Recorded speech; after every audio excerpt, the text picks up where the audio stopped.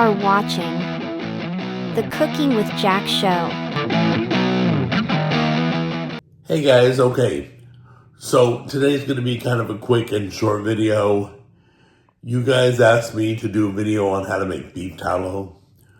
So let's take a look and get started. Okay, so very little is needed. Equipment-wise, you're going to need like a glass jar or a container.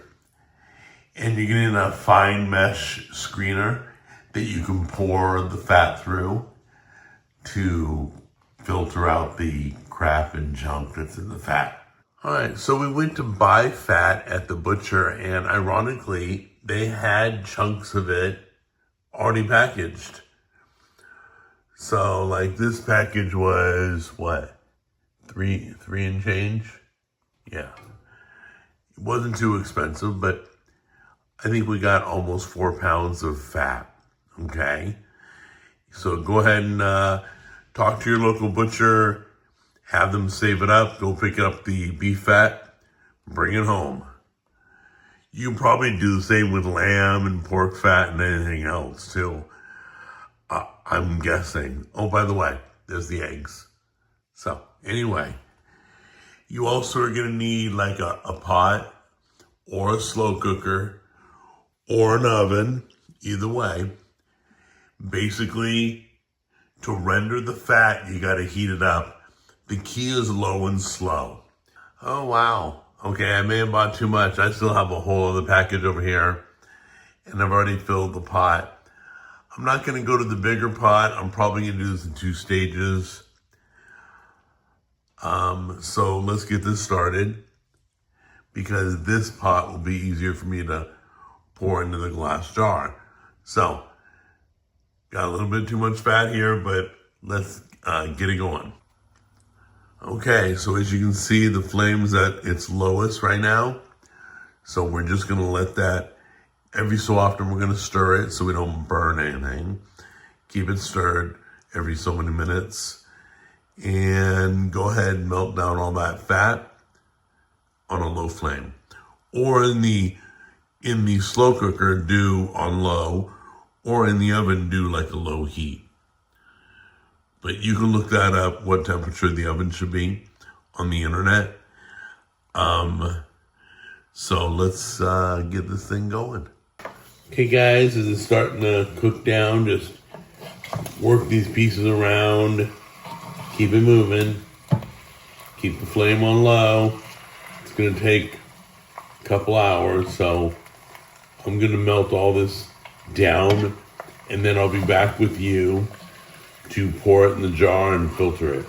As you can see, the level has dropped already. Look, see, it used to be overflowing, but now it's shrinking up. So there's some goodies at the bottom.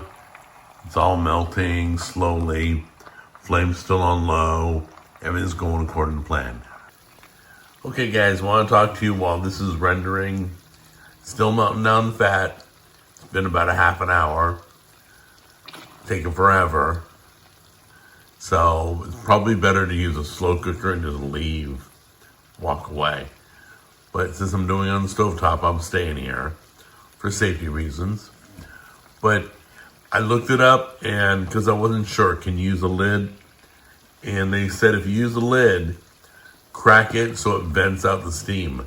The last thing you want is water back into your beef tallow.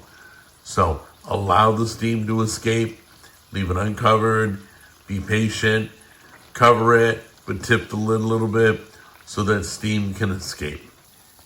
So you can really see the beef tallow starting to form. Be patient. It's taking so long. Once again, slow cooker is probably the way to go so you can safely walk away. But this is a great shot. Okay, so I've never done this before, so I'm guessing all the fat will render down to nothing. It'll all melt away, or it'll be little bits of crispiness, like chicharrones or something, you know. But I'm gonna say it all dissolves, it all melts. 2 hours later.